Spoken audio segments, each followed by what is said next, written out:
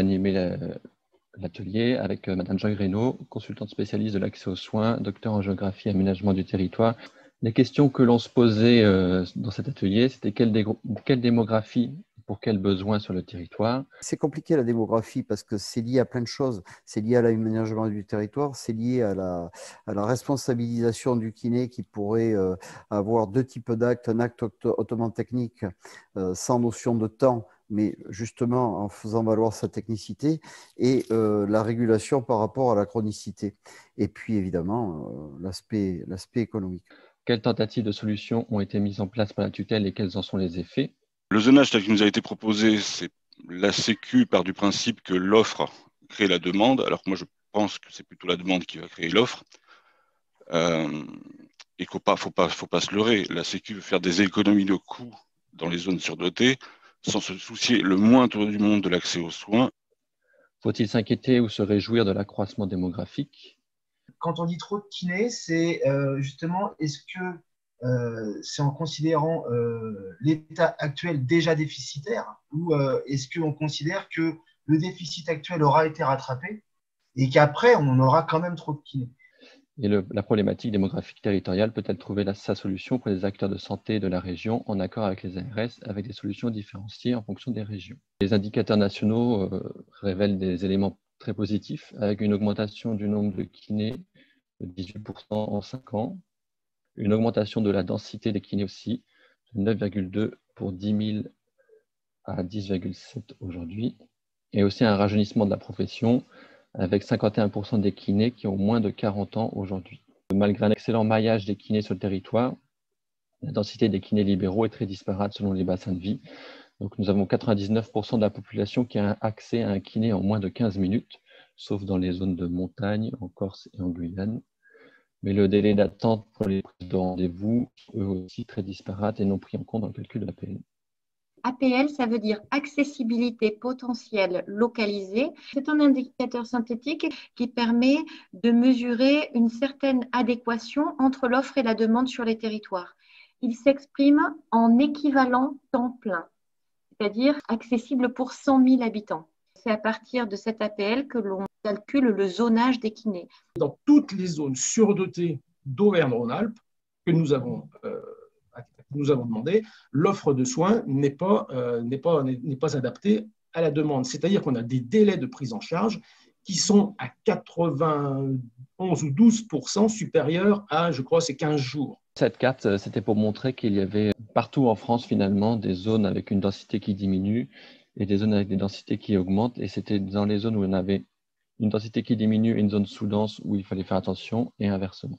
On a fait aussi le constat d'une progression de la consommation et de l'activité des soins de kiné, notamment par le vieillissement de la population, de l'augmentation des maladies graves et chroniques, et de ce fait de l'augmentation de l'activité moyenne des kinés de 7% par an, ce qui montre bien une inadéquation entre l'offre et la demande de soins. Donc, Mme Reynaud a proposé 3 leviers pour améliorer l'accès aux soins. Le premier, c'est l'aménagement du territoire pour une meilleure attractivité, des aides incitatives, un zonage conventionnel, le soutien des élus. On pourrait s'amuser à mettre des aides à 90 000 € par an sur un territoire sous-doté. S'il n'y a pas de médecin sur le territoire, il n'y a pas un kiné qui croûtera en dehors des aides qu'il percevra.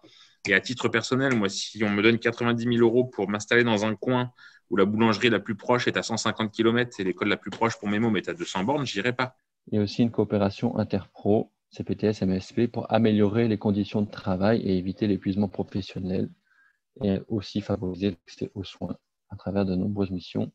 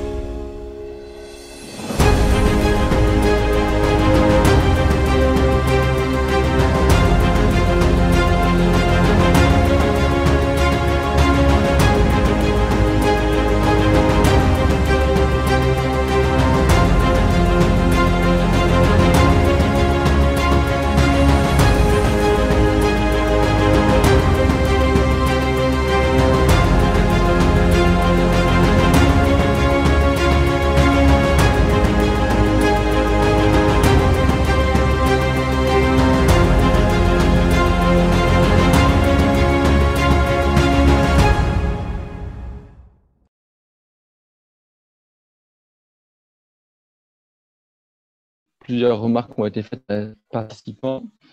Donc, ils ont fait les remarques que les kinés ne faisaient pas uniquement du soin conventionné et cela faussait les données. On pouvait avoir des hypoactivités conventionnées. On a un problème majeur des cantons-villes avec dans ces zones de fortes disparités et donc d'inégalité d'accès aux soins dans une même zone. Le problème du soi-disant équivalent temps plein dont les CPM ne tiennent pas compte. Zones intermédiaires sont souvent des zones sous-dotées. Tenir compte de l'âge de la population dans les bassins de vie, vieillissement dans les années à venir. Autre remarque, la disparité des prises en charge des patients selon les régions, avec des régions où les patients sont éduqués à la santé, ont l'habitude de venir en soins, des besoins de soins qui n'est pas pris en compte.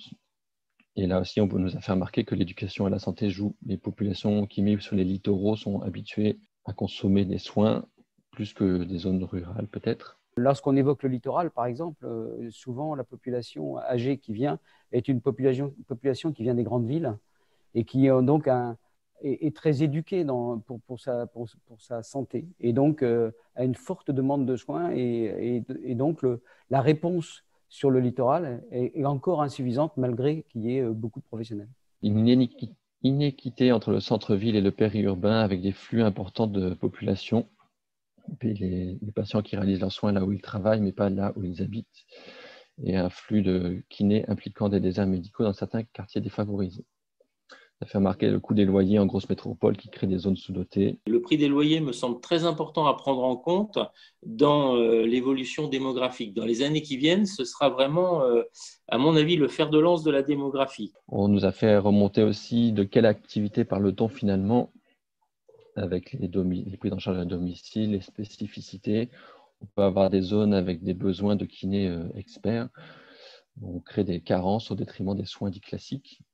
Et inversement, le patient n'a pas accès à son besoin de kiné expert, même dans une zone surdotée. Et le calcul de l'ETP est factice et ne tient pas compte du choix d'activité du kiné, spécifique ou pas. Plusieurs propositions ont été faites.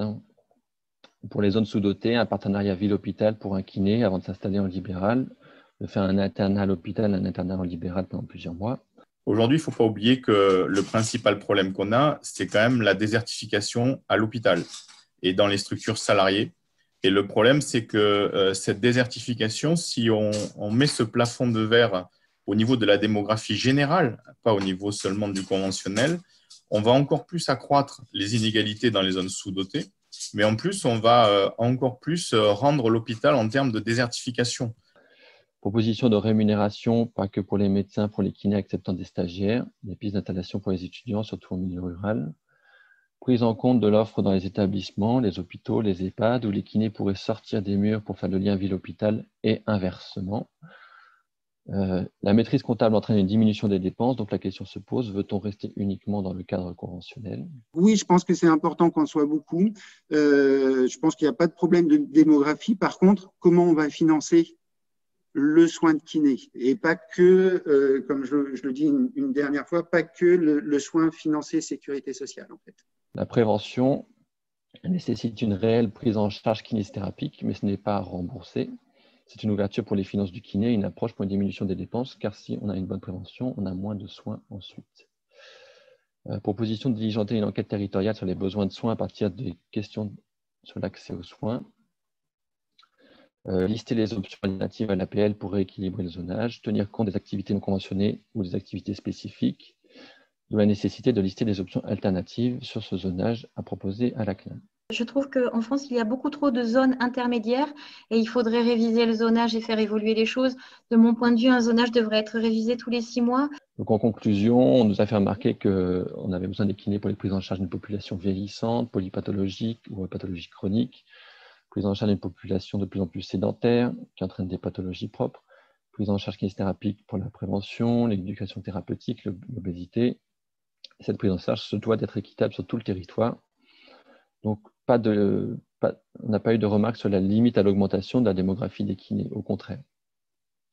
Et à noter malgré tout que depuis son existence, le zonage a eu de légers effets de rééquilibrage pour l'offre de soins sur le territoire, par un ralentissement de l'exode des professionnels de santé dans les zones sous-dotées et une diminution de l'augmentation de la concurrence dans les zones surdotées.